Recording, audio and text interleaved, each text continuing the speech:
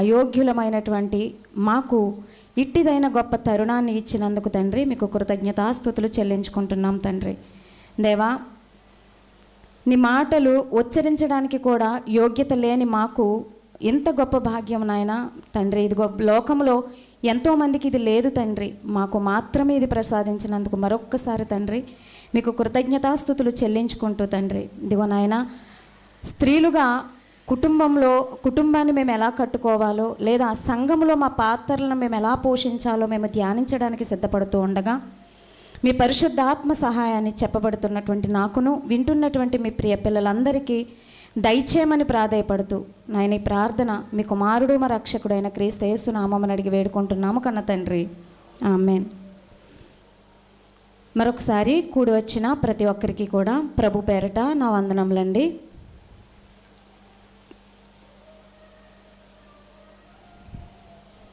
స్త్రీలుగా ఇక్కడ ఉన్నటువంటి ప్రతి స్త్రీ కూడా పుడతంతోనే తల్లులుగా ఉన్నవారం ఏం కాదు కదండి. ఆడపిల్లలం, ఇంకా చెప్పాలి అంటే శిశువులం. పుట్టగానే ఎవరు పుట్టారు అంటారు, మన పేరునేం మెన్షన్ చెయ్యరు. ఎవరు పుట్టారు, పాప అయితే పాప, బాబు అయితే బాబు. అంటే మన గత జీవితానికి వెనక్కి వెళ్ళిపోతే తల్లులము కాదు, చెల్లులము కాదు, పాత్ర ఏమీ లేనప్పుడే మనకిచ్చినటువంటి ఆ పిలుపు ఏంటి అంటే ఆడపిల్ల. మీకు ఒక విషయం చెప్పమంటారా, మా వాళ్ళతో నేను ఎప్పుడు చెప్పేది, మా స్త్రీలతో, ఆడపిల్లకంట పుట్టగానే 25 మార్కులు వేస్తారంటండి. పుట్టగానే 25 మార్కులు. మెచ్యూరి అంటే పుష్పావతి అవగానే 50 మార్కులు. వివాహం జరగగానే 75 మార్కులు. పిల్లలు పుట్టేయగానే 100 మార్కులు వేస్తారంట. ఇది సినీ రంగంలో రచయిత్రులు చెప్పబడుతున్నటువంటి మాట. ఎప్పుడెప్పుడే మార్కులు వేస్తారు, పుట్టగానే ఆడపిల్ల అంటే 25 మార్కులు, పుష్పవతి అవగానే 50 మార్కులు, వివాహం జరగగానే 75 మార్కులు, వివాహం జరిగి తల్లి అయిపోయిన తర్వాత 100 మార్కులు వేస్తారంట. ఇది సమాజం చెప్తున్న సత్యం. మరి దేవుడు ఎప్పుడు వేస్తాడండి 100 మార్కులు? స్త్రీలుగా, ఆడపిల్లలుగా, మనమందరం ఒకప్పుడు ఆడపిల్లలమే, ఇప్పుడు తల్లులం. 2, 3 పిల్లలను కనినటువంటి తల్లులుగా ఉన్న మనకు సమాజం 100 మార్కులు వేసి ఇక స్త్రీని పట్టించుకోలేదు. 100 మార్కులు ఇక తల్లిగా ఒక ఐడెంటిటీ మనకు వచ్చేసిన తర్వాత ఇక మన గురించి పెద్దగా ఆలోచించరు. పిల్లలు లేరనుకోండి, గొడ్రాలుగా ఉంటే ఆలోచిస్తారు, మాట్లాడుకుంటారు మన గురించి. కానీ తల్లులుగా 100 మార్కులు వేసి సమాజం ఏం చేసిందో తెలుసా? పక్కకి గెంటేసిందండి. కానీ ప్రభు పుట్టిన నాటి నుండి కూడా పిల్లలు కనేసిన తర్వాత మరింత బాధ్యతను మనకు అప్పగిస్తూ తిమోతి పత్రికలో స్త్రీల గురించి ఒక మంచి మాట రాయిస్తాడో చూద్దాం. మొదటి తిమోతి పత్రిక 5వ అధ్యాయము 14వ వచనం చూడండి ఒక్కసారి. కాబట్టి యవ్వన స్త్రీలు వివాహము చేసుకుని పిల్లలను కని గృహ పరిపాలన జరిగించుచు నిందించుటకు విరోధికి అవకాశం ఇవ్వకుండా వలెనని కోరుచున్నాను. ఏం చెప్తున్నాడు? పిల్లలు పుట్టగానే సమాజం వదిలేసిన ఈ స్త్రీని వివాహమైనప్పుడు మరీ ఎక్కువ దృష్టి ఎవరు పెడుతున్నారు మన మీద? మన తండ్రి అయిన దేవుడు మరింత, అంటే అప్పటి వరకు దృష్టి పెట్టలేదా అంటే పెట్టాడు. అప్పటి వరకు పెట్టిన దృష్టి వేరు, ఇప్పుడు బాధ్యతను అప్పగిస్తున్నాడు. ఏంటా బాధ్యత? వివాహము చేసుకొని పిల్లలను కని గృహ పరిపాలన జరిగించాలంట. అంటే గృహ పరిపాలన పిల్లలను తన కన్న తర్వాతే ఉంటుందా? అంతకు ముందు ఉండదంటారా? కానీ ఇది ఇంకా బరువైన బాధ్యత అండి. ఒక బాధ్యత వేరు, మరొకటి దానికి జత చేస్తున్నప్పుడు భారముగా బరువుతో కూడుకున్నటువంటి ఒక బాధ్యతను దేవుడు మనకు అప్పగిస్తూ పిల్లలను పెంచండి అని అంటూ దానిలో మనం వెళుతున్నటువంటి ఆ తరుణంలో ఎవరికి అవకాశం ఇవ్వద్దంటున్నాడు నిందించడానికి? విరోధి అంటే అపవాదిగా ఉన్నటువంటి విరోధికి మీరు అవకాశం ఇవ్వద్దు. సమాజం పిల్లలు కనగానే ఇక పిల్లలు పుట్టేశారు అని స్త్రీని విడిచిపెట్టేసింది, కానీ అక్కడ నుండి మరింత ఎక్కువ దృష్టిని మన మీద సారిస్తున్నటువంటి దేవుడు చెబుతున్న మాట ఏంటి అంటే, ఇక నుండి నీ మీద అప్పటికీ ఉంది, ఇంకా నీ గర్భం గుండా వచ్చినటువంటి నీ పిల్లల మీద కూడా అపవాది ఏం చేస్తాడు? దృష్టి పెడతాడు. నీ మీద పెడతాడు, నీ భర్త మీద పెడతాడు, నీ పిల్లల మీద పెడతాడు. టోటల్గా నీ కుటుంబం మీదే ఎవరి దృష్టిని సాగిస్తున్నాడు? దేవునితో పాటుగా అపవాది కూడా నిఘా పెడుతున్నాడు. ఎవరి మీద? మన కుటుంబాల మీద. అందుకే పిల్లలను వివాహం చేసుకుని పిల్లలను కని నిందించడానికి విరోధిగా ఉన్న అపవాదికి అవకాశం ఇవ్వకండి. అవకాశం ఎలా ఇచ్చేస్తాం మనం? మన పిల్లల గురించి మనం ప్రార్థన చేస్తాం కదండి, చేస్తాం కదా. ఏమని ప్రార్థన చేస్తాం? చెప్పాలి, ఆన్సర్ చెప్పాలి. ఏమని ప్రార్థన చేస్తాం? చిన్నపిల్లలు అనుకోండి, వాళ్లకు అంటే 2-3 సంవత్సరాల పిల్లలప్పుడైతే మంచి స్కూల్లో వెయ్యాలి అని ప్రార్థన చేసుకుంటాం, అవునా?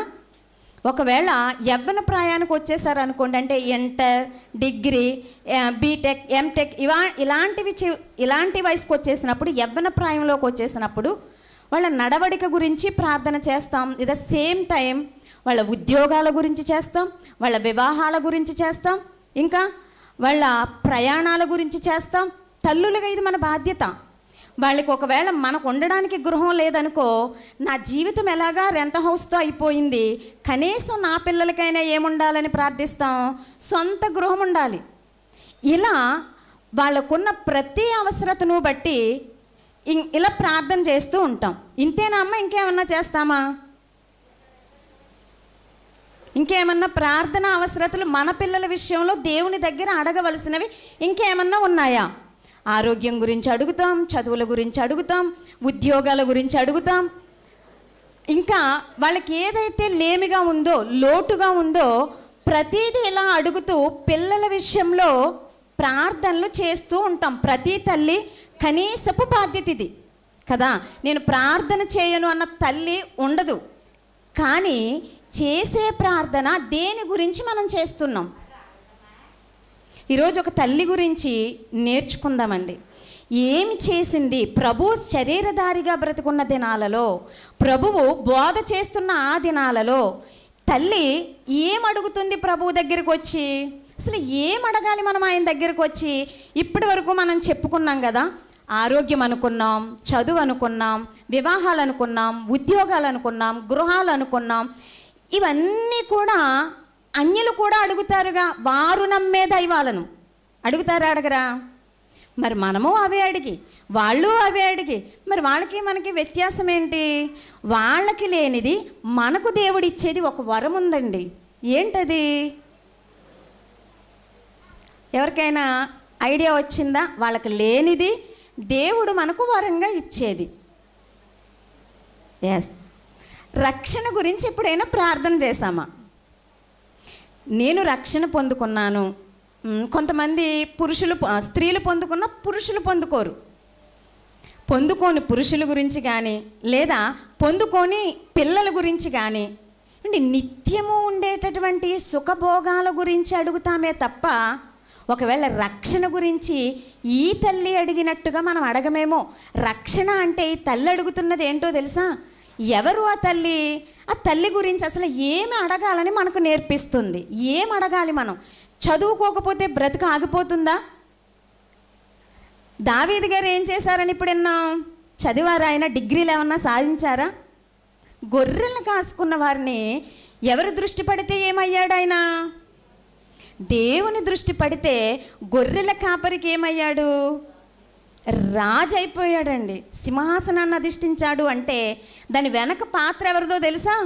తల్లిది. మోషే గారు ఇశ్రాయేలు లక్షల మందికి నాయకుడు అయ్యాడు అంటే ఏం చదివాడు? చదివాడా? ఇప్పుడు తల్లి ఎప్పుడైనా చదువు గురించి ప్రార్థించినట్టుగా పరిశుద్ధ గ్రంథంలో చూసామా? అలా అని చదివించొద్దు అని నేను అనను. మనం ప్రియారిటీ దేనికి ఇస్తున్నాం? దేనికి ప్రియారిటీ ఇస్తున్నాం? హన్నా ఉంది, సమూయేలు గ్రంథంలో హన్నా, ఎల్కానా భార్య. ఆమె ఏం చేసింది? ఏమంటే వీళ్ళందరి గురించి మనం మోషే గారి గురించి కానీ, నాయకుడు అనగానే గుర్తొచ్చే పేరేంటి మనకి? మోషే గారే.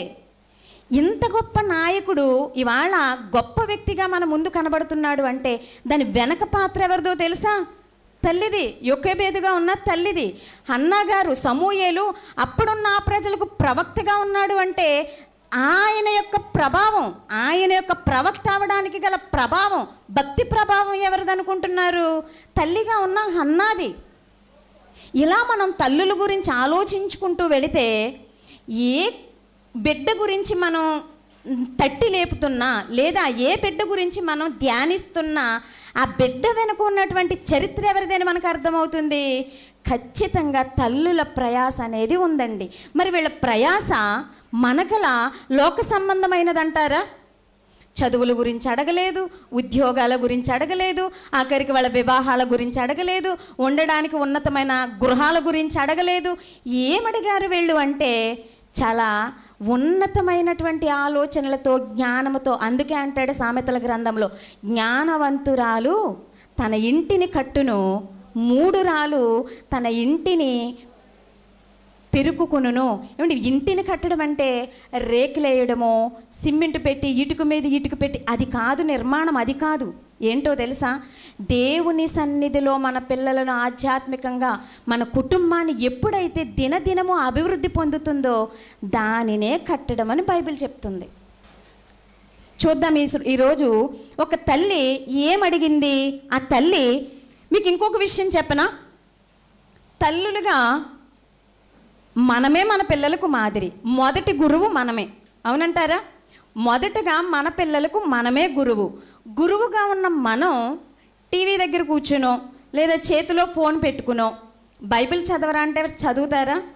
లేదా ప్రార్థన చేయరా అంటే చేస్తారా?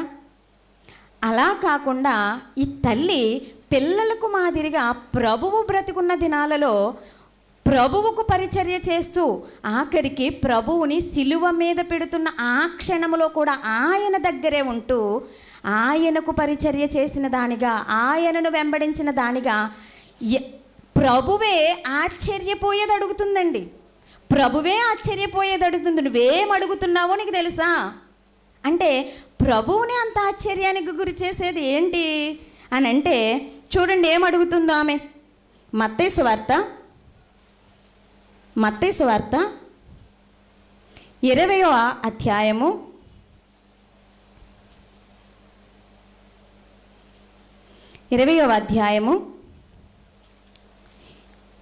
20వ వచనం నుంచి చూడండి.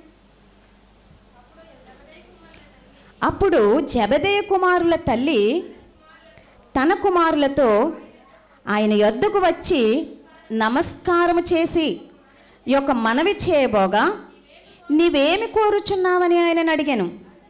అందుకామె, నీ రాజ్యమందు, సరిగ్గా చదవండి, నీ రాజ్యమందు. చూడండి ప్రతి ఒక్కరు కూడా, నీ రాజ్యమందు ఈ నా 2 కుమారులలో ఒకడు నీ కుడివైపునను ఒకడు నీ ఎడమ వైపునను కూర్చుండ సెలవిమ్మని ఆయనతో అనెను. కింద ప్రభు ఏమంటున్నాడో చూడండి. అందుకు యేసు, మీరేమి అడుగుచున్నారో అది మీకు తెలియదు.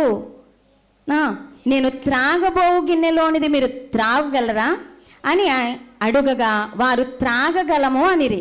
ఏమడుగుతుందండి ఇక్కడ? అసలు సందర్భం ఏంటి? 17వ వచనం నుంచి చూడండి ఒక్కసారి. యేసు యెరూషలేమునకు వెళ్ళనై ఉన్నప్పుడు ఆయన 12 మంది శిష్యులు ఏకాంతముగా తీసుకుని పోయి మార్గమందు వారితో ఇట్లనెను, ఇదిగో యెరూషలేమునకు వెళ్ళుచున్నాను. అక్కడ మనుష్య కుమారుడు ప్రధాన యాజకులకును శాస్త్రులకును అప్పగింపబడి వారాయనకు మరణశిక్ష విధించి ఆయనను అపహాసించి కొరడాలతో కొట్టుటకును సిలువ వేయుటకును అన్యజనులకు ఆయనను అప్పగింతురు. 3వ దినమున ఆయన మరలా లేచును. లేచును. ఇక్కడ ఏం చెప్తున్నాడు? ఆయనకి జరగబోయేటటువంటి శిలువ మరణం గురించి, పునరుద్ధానం గురించి, శిలువ మరణం యొక్క పునరుద్ధానం గురించి చెబుతున్నటువంటి ఈ శిష్యులు, ఇక్కడ తల్లి లేదండి. ఎవరికి చెప్తున్నాడంటే ఏకాంతముగా ఆయనతో పాటు ఉన్నటువంటి ఆ శిష్యులలో ఉన్నటువంటి ఇద్దరే. ఎవరు వీరు అంటే జెబెదయ కుమారులైనటువంటి యాకోబు, యాహానులు. ఈ యాకోబు, యాహానుల తల్లే ఏమడుగుతుంది? నీ కుడివైపున ఒకనిని, ఎడమ వైపున ఒకనిని. ఈయన ఏదైతే శిష్యులతో సంభాషించాడో, ఈ సంభాషించినది దానికంటే ముందే వీళ్ళు అడుగుతారు. చూడండి, మార్కు సువార్త. తల్లి అడగడానికి ముందే బిడ్డలిద్దరూ అడిగినట్టుగా మేబీ వీళ్ళ మాటను ప్రభువు పెద్దగా పట్టించుకోలేదేమో. మళ్ళీ తల్లితో పాటు వెళ్ళడం. 10వ అధ్యాయము 35 చూడండి. జెబెదయి కుమారులైన యాకోబు, యాహానును ఆయన వద్దకు వచ్చి, బోధకుడా, మేము అడుగునదెల్లా నీవు మాకు చేయగోరుచున్నావని చెప్పగా, ఆయన, నేను మీకేమి చేయగోరుచున్నానని వారిని అడిగాను. వారు, నీ మహిమయందు నీ కుడివైపున ఒకడును, నీ ఎడమ వైపున ఒకడును కూర్చుండునట్లు మాకు దయచేయమని చెప్పిరి. యేసు, మీరేమి అడుగుచున్నారో మీకు తెలీదు.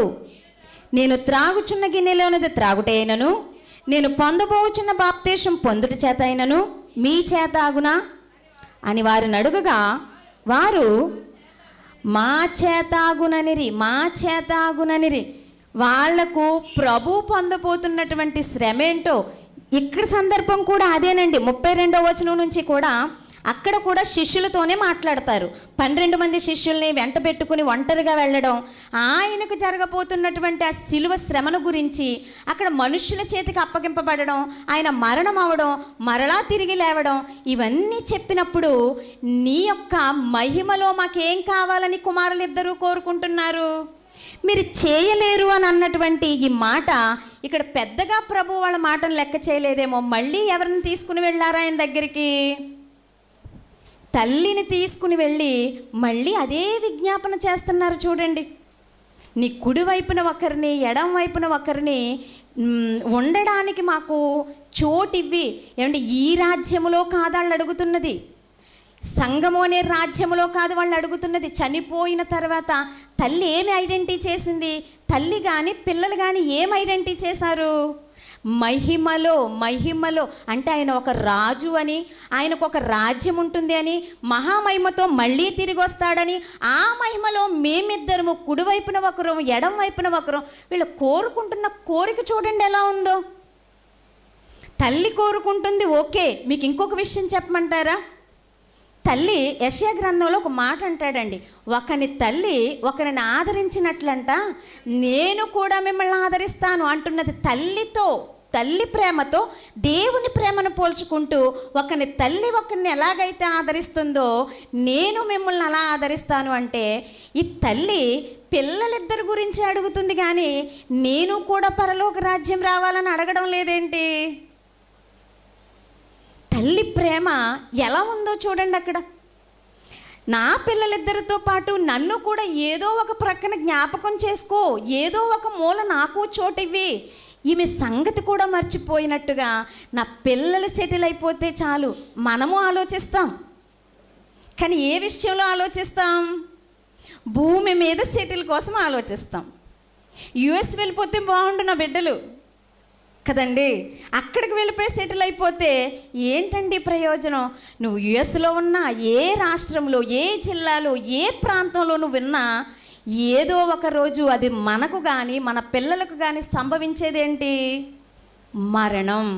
మరి మరణానికి కావాల్సినటువంటి సిద్ధపాటు ఏది? సిద్ధపరుస్తుందండి తల్లి పిల్లలను. ప్రభువు బ్రతుకున్న దినాలలో ఆమె ప్రభువుని వెంబడిస్తూ ఏం కావాలో ఆమె ప్రవర్తనతో ప్రభువుని అడిగేటంత గొప్పవారినిగా ఈ తల్లి చేసింది అని అంటే ఏమిస్తుంది ఈమె మాదిరి? ఏమిస్తుంది చూడండి. మార్కు సువార్త, ఇదే మార్కు సువార్తలో ప్రభువుని ఎలా వెంబడిస్తుంది? ఇదే మార్కు సువార్త 15వ అధ్యాయము 40వ వచనం నుంచి చూడండి.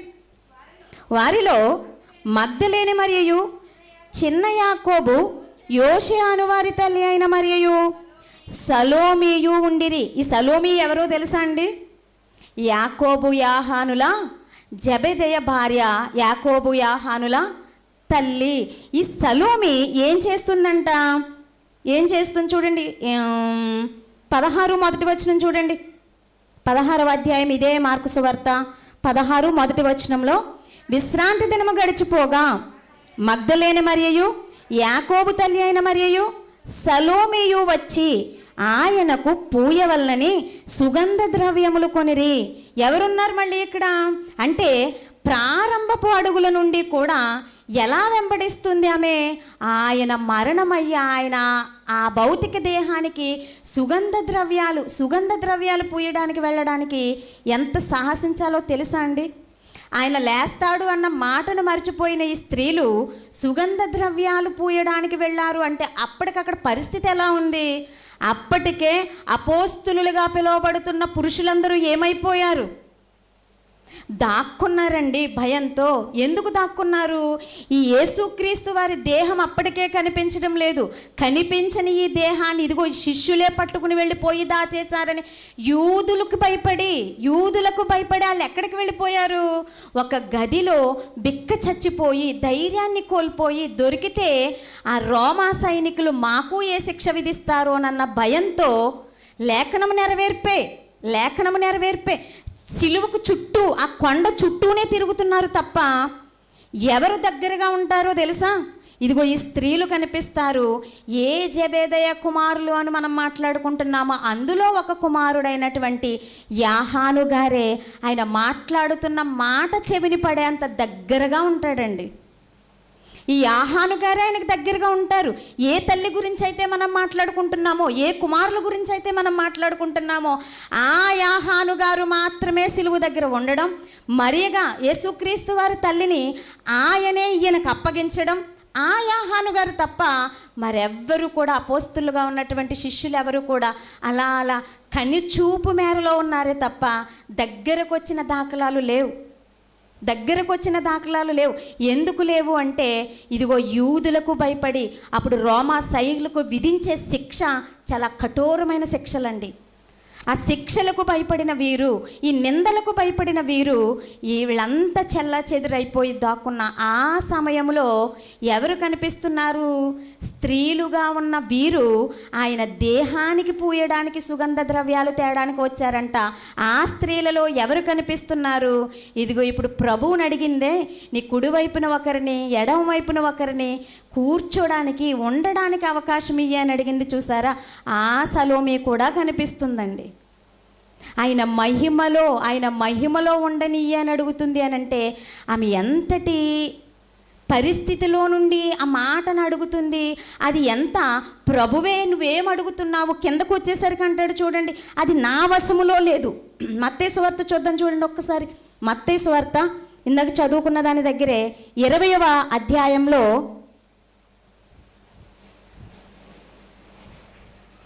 20వ అధ్యాయము 22 నుంచి చూడండి. మీరేం అడుగుచున్నారో అందుకు యేసు, మీరేం అడుగుచున్నారో మీకు తెలియదు, నేను త్రాగబోవు గిన్నెలోనిది మీరు త్రాగగలరా అని అడుగగా వారు త్రాగగలమనిరి.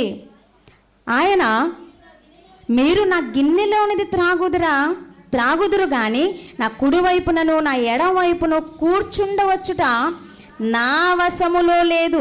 నా తండ్రి చేత ఎవరికి సిద్ధపరచబడినో వారికే అది దొరుకునని చెప్పానంటే యేసుక్రీస్తు వారి వశములో లేనిదే ఎవరు అడుగుతున్నారు? దీనిని అత్యాశ అని అందామా అండి? దీనిని అత్యాశ అని అందామా? అత్యాశ కాదండి. ఇది ఏంటో తెలుసా? దేవుని చిత్తం. అందరూ కూడా ఎక్కడికి రావాలి అన్నది ఆయన కోరిక. దినమెల్లా చేతులు చాచి ఎవరి దగ్గరికి రావాలని ఆయన పిలుస్తున్నాడు. ఎవరైతే ఆ పరలోకం నుంచి భూమి మీదకి పంపించాడో, ఏ సంకల్పన చేసి మనం భూమి మీద నుంచి మళ్ళీ ఆయన దగ్గరికి వెళ్ళాలి అని కోరుకుని సంకల్పించి భూమి మీదకి పంపించిన ఆ తండ్రి యొక్క చిత్తాన్ని గుర్తెరిగిన ఈ తల్లి ప్రభువు వశములో లేని దానిని అడుగుతుంది అని అంటే నిజంగా ఎంత జ్ఞానవంతురాలు, తన కుటుంబాన్ని కట్టడంలో ఎలాంటి ప్రయాసపడుతుంది. అక్కడ ఉన్నటువంటి పరిస్థితులను లెక్క చేయకుండా ప్రభువుని అడగడానికి తెగించింది అని అంటే ఆమె అడుగుతున్న దానిలో ఎంత జ్ఞానం ఉందో, ఏమి అడుగుతుందో పిల్లలకి మనకు అర్థమైతే మన ప్రార్థనలు కూడా ఎలా ఉంటాయో తెలుసా? లోక సంబంధమైన ఉండవండి. చదువుల గురించి అవసరమైతే ఉపవాసాలు చేస్తామా లేదా? ఉపవాసాలు ఎన్ని వారాలు? అది జరిగేంత వరకు. రక్షణ గురించి, నా బిడ్డకు రక్షణ లేదని ఎప్పుడైనా ఉపవాసం ఉన్న ఆ దాఖలాలు మన జీవితాల్లో ఉన్నాయా? బాప్తీసం పొందుకోమంటుంటే నా బిడ్డ నా మాట వినడం లేదు అని బిడ్డ బాప్తీసం కొరకు ఉపవాసం ఉన్న తల్లులుగా మనం ఉన్నామా? ఉంటామా అండి? ఉపవాసం బాప్తీసాల కోసం చెయ్యం, మరి దేనికోసం? గుణవతి అయిన భార్య కావాలి, మంచి ఉద్యోగం కావాలి, మంచి స్కూల్లో జాయిన్ అవ్వాలి, యుఎస్ వెళ్ళిపోవాలి, ఇతర రాష్ట్రాలు వెళ్ళిపోయి గొప్ప పేరు పలుకుబడులు నా బిడ్డ సంపాదించుకోవాలి. వీటి కొరకైతే ఎన్ని రోజులైనా ఉపవాసం ఉంటాం, ఎంత ప్రయాసతో కూడుకున్న ప్రార్థనలైనా చేయడానికి ఇష్టపడతామేమో కానీ నా బిడ్డ రక్షణకు దూరంగా ఉన్నాడు, నీ రాజ్యములో, సంఘము అని ఈ రాజ్యములో ప్రతి కూడికలోని పాలు పంపులు పొందాలి అని ఏ తల్లి ఈ తల్లిలా ఆలోచిస్తుంది? ఆలోచిస్తున్నామా మనం? అందుకేనండి ఎవరుంటామో తెలుసా సంఘంలో? స్త్రీలు తప్ప మన పురుషులు ఉండరు, మన పిల్లలు ఉండరు. ఎందుకు? ఈ విజ్ఞాపన ప్రార్థన మనకు లేదు కాబట్టి. మీకు ఒక విషయం చెప్పమంటారా? తల్లి ఏదైతే అడుగుతుందో బిడ్డలు అది అడుగుతున్నారు అని అంటే వీళ్ళ ముగ్గురు మనసు ఒకే వైపుగా మార్గం ప్రయాణం చేస్తుందా? మీరు ఒక విషయం ఆలోచించండి. మనం మన పిల్లల గురించి ఒకటి ఆలోచిస్తాం, వాళ్ళ ఆలోచనలు ఎలా ఉంటాయండి వాళ్ళ ఆలోచనలు? మనమేమో ఒక విధంగా చదివించాలనుకుంటాం, వాళ్ళ బిహేవియర్ ఏమో ఒక విధంగా. అసలు మన ఆలోచనలకు మన పిల్లల ఆలోచనలకు పొంతనేమన్నా కుదురుతుందా? కుదురుతుంది. పైగా ఏమంటారో తెలుసా? అమ్మ, నీ జనరేషన్ వేరు, నా జనరేషన్ వేరు, నీకేం తెలీదు, కాసేపు నోరు మూసుకుని అలా ఉండు అంటున్నారు ఇప్పుడున్న పిల్లలకైతే అస్సలు చెప్పలేమండి, అస్సలు చెప్పలేం. నీకేం తెలీదు, నీ జనరేషన్లో చెప్పినట్టుగా నువ్వు ఇంకా ఆ మైండ్తో ఆలోచించకు, మరి ఏ మైండ్తో ఆలోచించు? ఇప్పుడు ఏ యుగంలో ఉన్నాం? రాకెట్ యుగంలో ఉన్నాం కాబట్టి స్పీడ్గా ఆలోచించు. ముసలమ్మలా అక్కడే ఉంటానంటావేంటి? ఇవి కాదు నీ ఆలోచనలు. నీ ఆలోచన నీ జనరేషన్కి సూట్ అవుతుంది. ఇప్పుడున్న ఈ జనరేషన్కి నీ ఆలోచనకు నా ఆలోచనకు పొంతన కుదరదు అన్నట్టుగా మన ఆలోచనలు ఏం చేస్తున్నారో తెలుసా అండి? తలలో వెంట్రుకు ఊడిపోయినంత ఈజీగా తీసేసి పక్కన పెట్టేస్తున్నారు. ఎవరు? మనం కన్నా మన పిల్లలు. ఎందుకు వస్తుంది ఈ వ్యత్యాసం? మన పిల్లలకు మన ఆలోచనలకు పొంతనెందుకు కుదరడం లేదో తెలుసా? దేవుని చిత్తాన్ని కనుగొనని తల్లులుగా మనం ఉన్నాం కాబట్టి.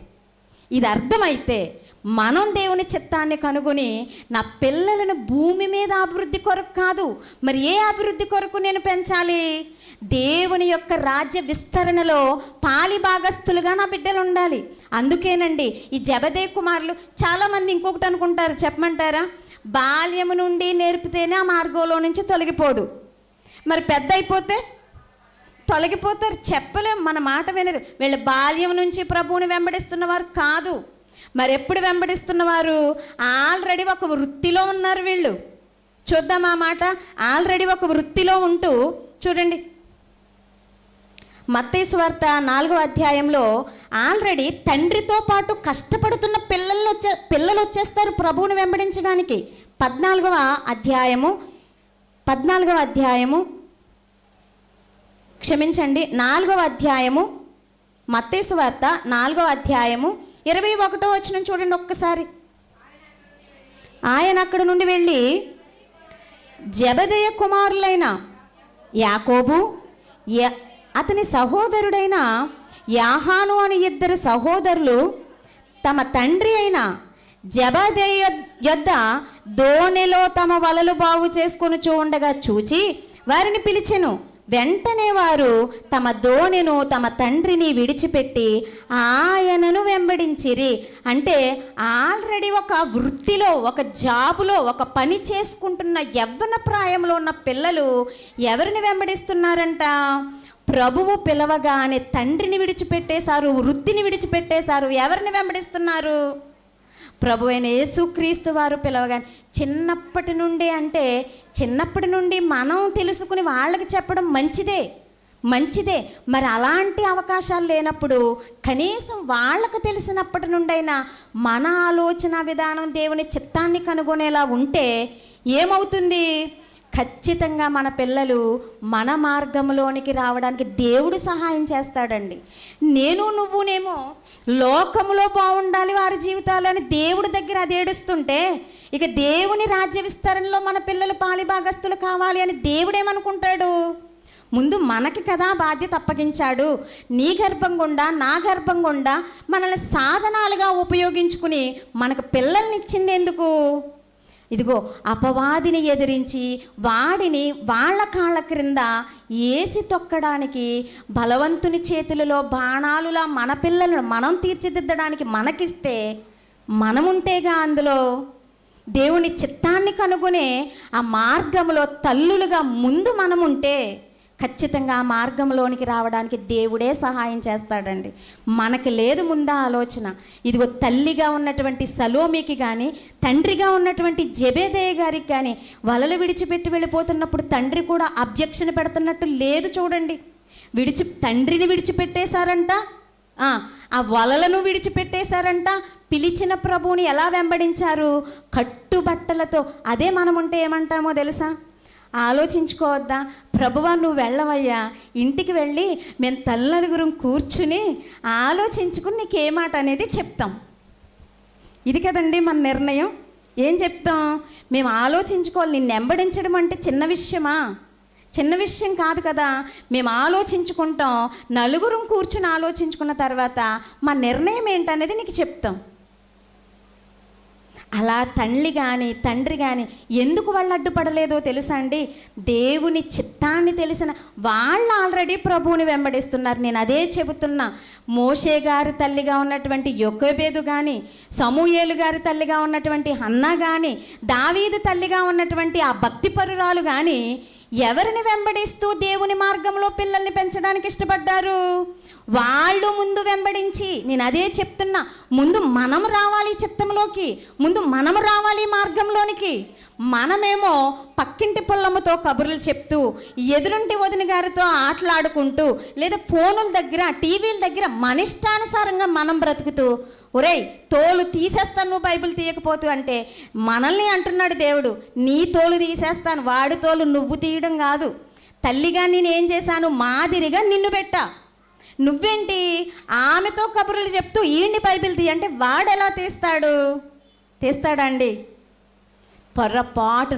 ఇప్పుడున్న జనరేషన్ అయితే అస్సలు తీరండి, అస్సలు తీరు. నువ్వేం చేస్తున్నావమ్మా అని అవసరమైతే తిరిగి మనల్ని ప్రశ్నిస్తున్నారు. అంటే భౌతికమైన విషయాలను సాగించడానికే, అవి మనం పొందుకోవడానికే దేవుని దగ్గర ఉపవాసాలు ఉండి మరీ ప్రయాసపడుతున్నాం కదా. మరి ఇంత ఉపవాసం ఉండి ఉద్యోగం సంపాదిస్తున్నాం, చదువులను సంపాదిస్తున్నాం, మంచి మంచి వివాహాలు, జీవిత భాగస్వాములను సంపాదిస్తున్నాం.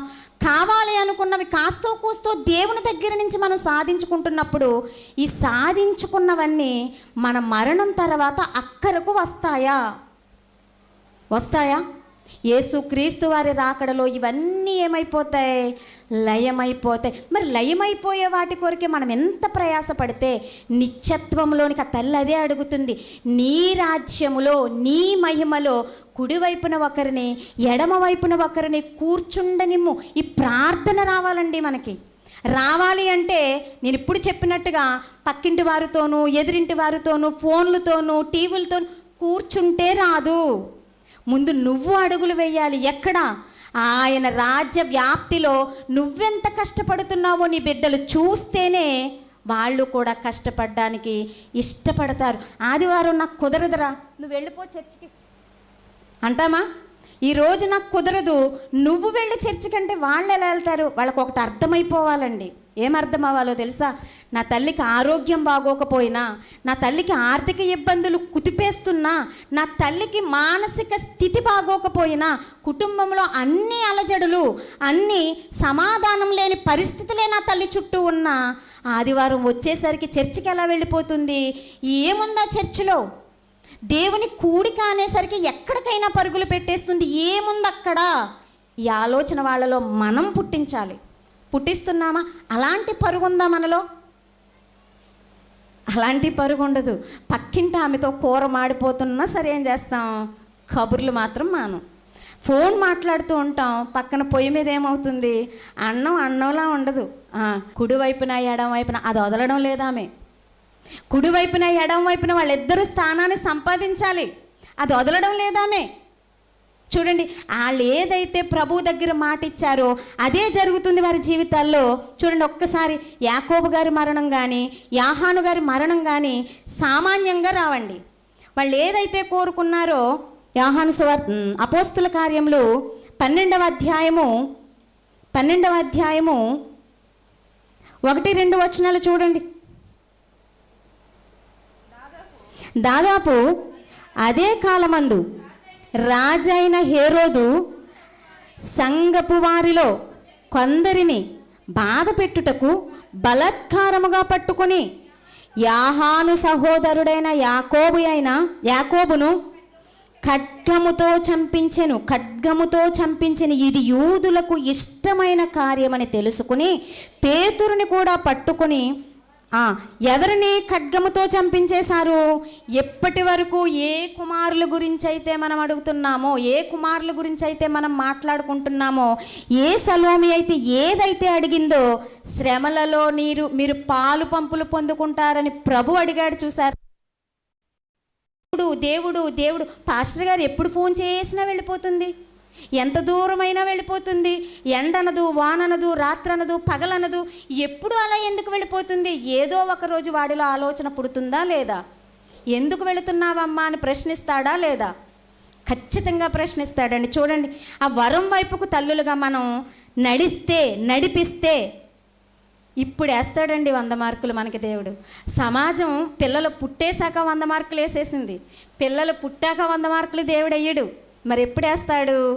ఏ వరాన్నైతే నేను మీకు ఆజ్ఞగా ఇచ్చాను ఆ వరం మీ పిల్లల జీవితంలో మీ ద్వారా వస్తే ఇప్పుడు వేస్తాను 100 మార్కులు అంటాడు. ఇది కదా గృహ పరిపాలన. ఉందా మన దగ్గర ఈ పాలన? చూడండి, అపోస్తుల కార్యాలు 2వ అధ్యాయము ఇక్కడ పేతురు గారి సందర్భం 37 నుంచి చూద్దాం. వారి మాట విని హృదయంలో నొచ్చుకుని, సహోదరులారా, మేమేమి చేతుమని పేతురుని ఇక్కడ మా అపోస్తులను అడగగా, పేతురు, మీరు మారు మనసు పొంది పాప క్షమాపణ నిమిత్తం ప్రతివాడు యేసు క్రీస్తు నామమున బాప్తిస్మం పొందుడి, అప్పుడు మీరు పరిశుద్ధాత్మ అనే వరాన్ని పొందుదురు. 39 సరిగ్గా చూడండి. ఈ వాగ్దానము మీకును మీ పిల్లలకును దూరస్తులందరికీ, అనగా ప్రభువైన మన దేవుడు తన యొద్దకు పిలిచిన వారందరికీ చెందునని వారితో ఏది ఇచ్చేశాడు మనకి వాగ్దానంగా? బాప్తిస్మము పొందుకుంటే పరిశుద్ధ ఆత్మను వరంగాను వాగ్దానంగాను ఇచ్చేశాడండి. ఈ ఆత్మ మన పిల్లలలోనికి ప్రవేశించాలి అని అంటే ముందు మనం పొందుకుని ఉండాలి. అంతేనా? మన పేరు మీద ఆస్తుంటేనే మన పిల్లలకి వెళ్తుంది. ఇది ఎంత నిజమో ఇది అర్థమైతే, తల్లులుగా మనకి ఇది అర్థమైతే, మన పేరం లేని ఆస్తి ఏమైనా వాళ్ళకి ట్రాన్స్ఫర్ చేయగలమా? ఎలా వస్తుంది? అసలు లేదుగా. అసలు లేనిది ఎలా ఇస్తాం వాళ్ళకి? నా పేరున కొద్దో గొప్ప ఉంటే నా తనంతరమకు వాళ్ళకి ఇవ్వడానికి ఉంటుంది. అసలు నాకు ఆస్తే లేనప్పుడు వాళ్ళకి నేను ఏమిస్తాను? అందుకే అంటున్నాడు, మీ పిల్లలకును మీకును ముందు మనం పొందుకుని ఉంటే దీని వారసత్వంగా ఆస్తులు కాదండి మనం ఇవ్వవలసినవి. మరి ఏమి ఇవ్వాలి? మన విశ్వాసపు జీవితాన్ని ఇవ్వాలి, మన యథార్థమైన జీవితాన్ని ఇవ్వాలి, నీతితో కూడిన కార్యక్రమాలలో ప్రతి దానిలోనూ పాలు పంపులు పొందుకుంటూ, ఏ ఆలోచన లేని మన పిల్లలలో ఎందుకు ఇలా వెంబడిస్తుంది నా తల్లి అని ఒక్క ఆలోచన వాడిలో పుడితే ధన్యులమండి మనం. ధన్యులం. ఖచ్చితంగా వాళ్ళలో ఈ వరాన్ని నింపగలిగేటటువంటి గొప్ప తల్లులుగా ఉంటా. అప్పుడు వేసేస్తాడండి 100 మార్కులు దేవుడు. మనుషుల చేత 100 మార్కులు వేయించుకోవడం వల్ల మనకు కలిగేదేముంది? అదే దేవుడు వేస్తే ఇక తిరుగులేదు. ఆ తల్లి అడగకపోయినా ఇప్పుడు ఈ పిల్లలిద్దరితో పాటు తల్లి పరలోకం వెళుతుందా లేదా? ఖచ్చితంగా. ఎందుకు? 2 ఆత్మలను దేవుని రాజ్య విస్తరణలో హతసాక్షులైపోయారు. దీనికి పాటుపడిన వారెవరు? తల్లి. అబ్జెక్షన్ చెప్పలేదు, అడ్డుపడలేదు. పైగా పిల్లలు ఏదైతే ఇష్టపడుతున్నారో ప్రభువా దయచేసి నా పిల్లలకి అది దయచేయమని విజ్ఞాపన ప్రార్థన చేసింది అని అంటే ఈ పిల్లలతో పాటు తల్లి కూడా ఖచ్చితంగా పరలోక రాజ్య వ్యాప్తిలో ఉంటుందండి. మన పిల్లల్ని కూడా మనం ప్రతి ఒక్కరము కూడా ఎలా ఉండాలి? ఈ ఆత్మవరాన్ని పుణుకు పుచ్చుకునే వారంగా, లేదా వారసత్వంగా, ఆస్తులను కాదు, చదువు. నేను బోల్డ్ చదివానురా, నీకు అబ్బలేదేంటి? అబ్బదు, వదిలే. వాణ్ణో చేపను రుద్దినట్టు రుద్దకు. ఇది కాదు ముఖ్యమైనది. మరి ఏది?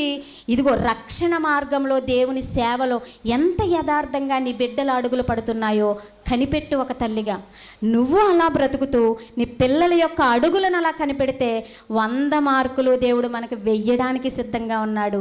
విరోధికి నిందించడానికి అవకాశం ఇవ్వకుండా, అపవాదికి మనం అవకాశం ఇవ్వకుండా మన పిల్లల్ని పెంచితే ఖచ్చితంగా మన పిల్లల యొక్క మరణాలు కూడా, అంటే హతసాక్షులుగా, ఆ మాట తలుచుకుంటేనే ఒళ్ళు పులకరిస్తుంది కదండి. మన పిల్లలేంటి హతసాక్షులు అవ్వడం ఏంటి? ఇంత గొప్ప ధన్యత ఉంటే అలాంటి పిల్లలు మన గర్భం గుండా రావడం, అంత గొప్పగా మనం పెంచడం, నేనేనా పెంచింది, నా బిడ్డేనా హతసాక్షి అయింది, అది ప్రభు నామంలో. నిజంగా ఈ ఆలోచనలు వస్తేనండి ఉండలేం. వాళ్ళని కూర్చోనివ్వం, నుంచోనివ్వం. ప్రార్థన చేసావా? బైబిల్ చదివావా? ఏం చదివావు? ఏమర్థమైంది? ఎక్కడికి వెళ్ళాలి? ఇదిగో నేను వెళుతున్నాను, నాతో పాటు రా. ఈ ఆలోచన విధానం దేవుని మనసు అర్థమైతే అండి కుదురుండం, మనముండం, మన చుట్టూ ఉన్న వాళ్ళని కూడా ఉండనివ్వలేం. దేవుని మనసు మనకు అర్థమైతే దయచేసి విన్న ప్రతి మాటను మరొక్కసారి మీరు మీ గృహాలకు వెళ్ళిన తర్వాత శ్రద్ధగా మళ్ళీ ధ్యానించాలి అని ప్రేమపూర్వకంగా మనవి చేస్తూ, మీరందరూ కూడా దేవుని చేత 100 మార్కులు వేయించుకోగలిగే తల్లులా ఉండాలి అని నా కోరిక. మీరందరూ అలా ప్రయాసపడతారు అని నేను మనస్ఫూర్తిగా నమ్ముతూ నా మాటలు ముగిస్తున్నాను. చిన్న ప్రార్థన చేసుకుని ముగించుకుందామండి.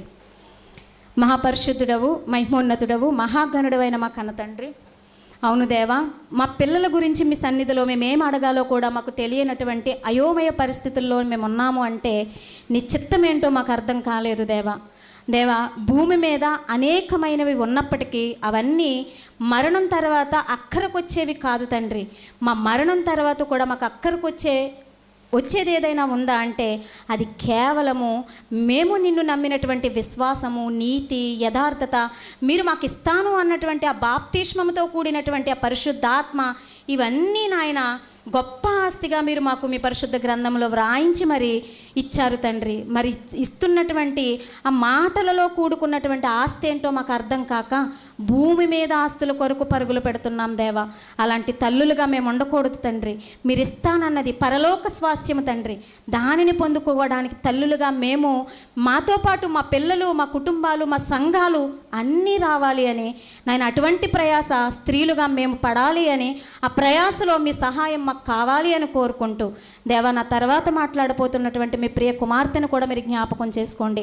మా ఆధ్యాత్మిక జీవితానికి అవసరమైనటువంటి మీ బిడ్డ ద్వారా అనేకమైన సంగతులు ఇంకా మాకు వినిపిస్తారు అని నాయన ప్రాధేయపడుతూ మీ బిడ్డని కూడా మీ చేతులకు అప్పగించుకుంటూ, అలాగే ఈ కార్యక్రమాన్ని తండ్రి భారమైనప్పటికీ, ఆర్థికంగా బరువైనప్పటికీ తండ్రి తమ్ముడు ఎంతగానో ప్రయాసపడుతున్నాడు ప్రభా. తమ్ముడిని కూడా మీరు జ్ఞాపకం చేసుకోండి. మీ యందు పడే ప్రయాస వ్యర్థమైపోదు అని మీ లేఖనాలు సెలవిస్తున్నాయి తండ్రి. తమ్ముడు పడుతున్న ఈ ప్రయాస వ్యర్థమైపోకుండా ప్రభా, ఒక్కరైనా ప్రభా రక్షణ వైపుకు తండ్రి నడవడానికి, లేదా నడిపించే తల్లులుగా ఈ సంఘంలో ఉన్న తల్లులకు తండ్రి హృదయ ప్రేరణ పుట్టించండి. నా పిల్లలను రక్షణ మార్గంలోనికి నడిపించాలి అని. ఎందుకంటే అందరూ రక్షణ పొందాలి అన్నది నీ మనసు తండ్రి. ఆ మనసును తెలుసుకుంటేనే నీ చిత్తాన్ని తెలుసుకున్న తల్లులుగా మేము ఉంటాం ప్రభా. ఆ చిత్తాన్ని ఎరిగిన తల్లులుగాను, సంఘముగాను నాయన ఇదిగో తండ్రి తమ్ముడు పడే ఈ ప్రయాస వ్యర్థమైపోకుండా ఇదంతటినీ కూడా మీ చేతులకు అప్పగించుకుంటూ తనను, తన సంఘాన్ని, తన కుటుంబాన్ని, తనకిచ్చిన పిల్లలను ప్రభ సమస్తాన్ని ప్రభ మీ చేతులకి అప్పగించుకుంటూ ప్రతి ఒక్కరిని ప్రభ విన్న ఈ మాటల్లో హృదయాల్లో ఫలించేటట్టుగా దీవించమని మీ కుమారుడు మా రక్షకుడు అయినటువంటి క్రీస్తు యేసు పరిశుద్ధ నామమున ఈ ప్రార్థనా మనవులు అడిగి వేడుకుంటున్నాము కన్న తండ్రి, ఆమెన్. అందరికీ వందనాలండి.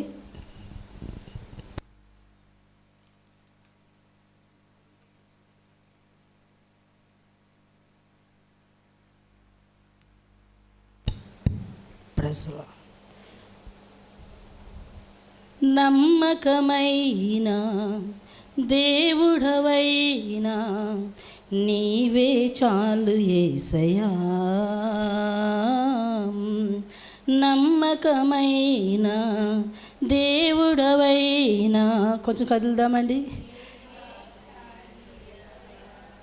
నేనేమయ్యున్నా, ఏ స్థితిలో ఉన్నా, చప్పట్లు కొడదాం. ఏ స్థితిలో ఉన్నా ఇంకేమీ కోరుకోనయా,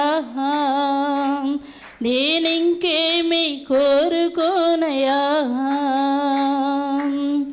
నమ్మకమైన దేవుడవైనా నీవే చాలు యేసయ్యా,